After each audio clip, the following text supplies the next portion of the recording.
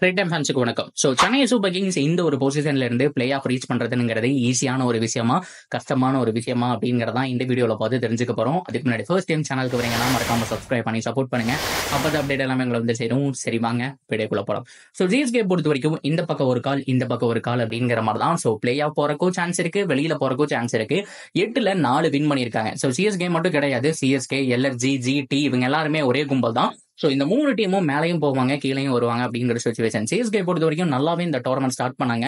சரியான டீமா தெரிஞ்சதுங்க. ஆனா போக போக பவுலிங் யூனிட் அடி வாங்குறத பார்க்க முடியுது. எப்படி ஒரு மும்பை இந்தியன்ஸ்ல பும்ரா மட்டும் பண்றாரோ அதே மாதிரி ஆர்சிபி பொறுத்த வரைக்கும் பவுலிங் யூனிட் அடி வாங்கிட்டு இருக்கும். சிஎஸ்கே பொறுத்த வரைக்கும் 10 ரானா ஒருத்தர் தான் ஓரளவுக்கு டீசெண்டா பண்ணிட்டு இருக்காரு. மத்த எல்லாருமே அடி வாங்குறாங்க.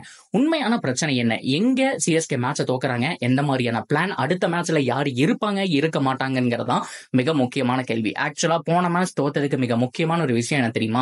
ஜிஎஸ்கே அப்படின்னாலே ஸ்பின்னு தாங்க, சேப்பாக் அப்படின்னாலே ஸ்பின்னு தான். ஆனா போன தடவை என்ன பண்ணிட்டாங்க அப்படின்னா ஸ்பின் பவுலர்ஸுக்கு ஓவரை ரொம்ப ரொம்ப கம்மி பண்ணிட்டாங்க. பிகாஸ் ஷார்துல் தாக்கூர், தேஷ்பாண்டே, முஸ்டபிசூர், 10 ரானான்னு சொல்லிட்டு நிறைய ஃபாஸ்ட் பவுலர் இருக்கிறதுனால அவங்கள நம்பியே ஓவருக்கு போக ஆரம்பிக்கிறாங்க. ஸ்பின்னர்ஸை கொடுக்க மறந்துட்டாங்க. பொதுவா சிஎஸ்கே எப்பவுமே என்ன பண்ணுவாங்க அப்படின்னா தீபக் சகர் முதல் கொண்டு எல்லாருமே அந்த பவர் பிளேக்குள்ள முடிச்சு தள்ளிட்டு 6 ஓவர்ல இருந்து இந்த 14வது ஓவர் வரைக்கும் அவங்களுடைய ஸ்பின் ரொட்டேஷன் அப்படிங்கிறது வேற மாதிரி இருக்கும். ஒரு பக்கம் ஜடேஜா, இன்னொரு பக்கம் மொயின் அலி, இல்லைன்னா சான்னர், தீக்ஷனா அப்படிங்கிற மாதிரி அந்த ஒரு 10 ஓவர் அப்படிங்கிறது ஸ்பின்னிலேயே தள்ளுவாங்க.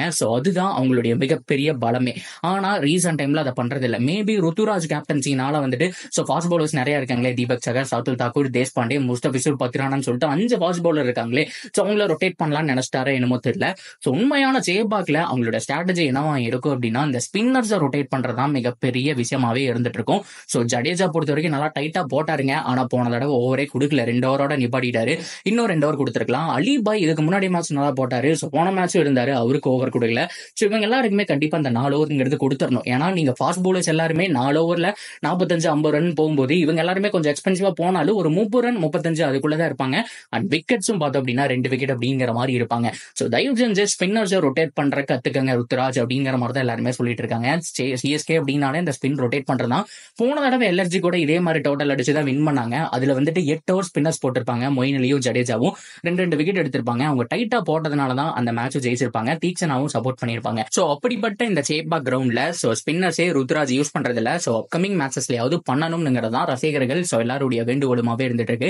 ஹோப்ஃபுல்லி அதை பண்ணுவாரு. சரி, ஓகே, யாரெல்லாம் இருக்கணும் யாரெல்லாம் இருக்கக்கூடாது? அஜன்கியா ரஹானே ரொம்ப போரான ஃபார்ம்ல இருக்காரு, அவர் ஆடணுமான்னு நிறைய பேர் கேட்டிருக்காங்க. பொதுவா சிஎஸ்கே இந்த எக்ஸ்பீரியன்ஸ் பிளேஸ் மேல நம்பிக்கை வைப்பாங்க. அஜன்கியா ரஹானே பொறுத்த வரைக்கும் போன சீசன் நல்லா பண்ணாரு. இந்த சீசன்லயும் ஓரளவுக்கு கன்சிஸ்டன்டா 30-40 இந்த மாதிரி தான் அடிச்சுட்டு இருக்காரு. இடையில 2-3 மேட்சஸ் மிஸ் ஆயிடுச்சு. ஓப்பனிங் 1 டவுன் சொல்லி பொசிஷன் மாத்திட்டே இருக்காரு அப்படிங்கறதுனால கண்டிப்பா தூக்க மாட்டாங்க. இன்னும் 2 மேட்சஸ் ஆகுது வாய்ப்பு அப்படிங்கிறது ரஹானிக்கு கன்சிஸ்டன்டா கிடைக்கும். அதுல மாற்றமே கிடையாது. ரஹானே மேல இப்ப பிரச்சனையே கிடையாது. மிடில் ஆர்டர்ல டேரியல் மிச்சர்னு ஒருத்தர் இருக்காரு இல்லையா, அவரை கண்டிப்பா தூக்கி ஆகணும். அவரை தூக்கிட்டு எகைன் ரச்சின் ரவீந்திராவை கொண்டு வாங்க. அவர் ஒரு ஸ்பின்னர் மட்டும் இல்லாம 1 டவுன்ல ஒரு செமையா ஆடுவார். எத்தனை பேருக்கு தெரியும் தெரியல.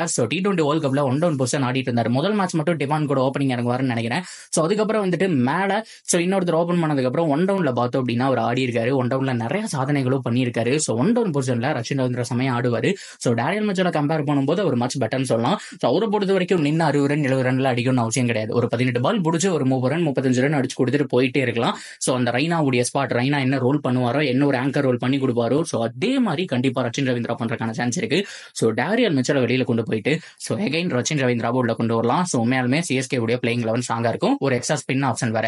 இது போக மொயின் அலி நல்லா பண்றாரு. பட் இருந்தாலும் அவருக்கு பதிலா மிச்சல் சான்னர் உள்ள வரக்கான சான்ஸ் அப்படிங்கிறது அதிகம். செம்மையான ஒரு பவுலருங்க, அதுல மாற்றமே கிடையாது. மிச்சல் சான்னருக்கு கன்சிஸ்டன்டா அந்த வாய்ப்பே கிடைக்க மாட்டேங்குது. சிஎஸ்கே வச்சுக்கிட்டே இருக்காங்க. ஓரளவுக்கு டீசென்டான பேட்டரும் கூட. கண்டிப்பா சான்னருக்கு அந்த வாய்ப்பு கொடுங்கடா அப்படிங்கிற மாதிரி கேட்டுட்டு இருக்காங்க.